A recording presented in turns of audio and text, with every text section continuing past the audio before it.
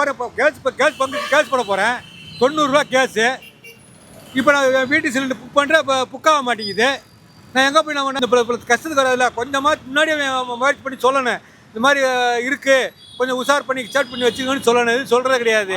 தப்பாக புரிஞ்சுட்டு இவ்வளோ கூட்டமாக வந்தால் அதுக்கு மக்கள் வந்து இல்லைங்க, இது வந்து முழுக்க வந்து கவர்மெண்ட் தான் ஃபால்ட்டு. நான் கவர்மெண்ட் தான் சொல்லுவேன், கவர்மெண்ட் தான் ஃபால்ட்டு.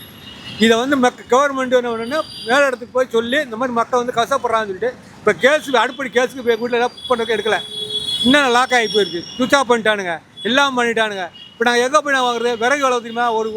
ஒரு குண்டு விறகு வந்து 200 ரூபா.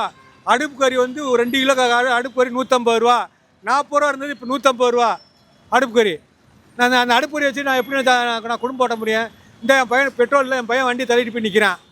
பெட்ரோல் எவ்வளவு? இந்த டிராஃபிக் வர ஃபுல்லாக அவ்வளோ டிராஃபிக்கு. யாராச்சும் ஒரு வந்து என்ன ஏதுன்னு கேட்கல. இதை வந்து கவர்மெண்ட்டில் வந்து எடுத்து இதை நடத்தி இதை சால்வ் பண்ணி கொடுத்தா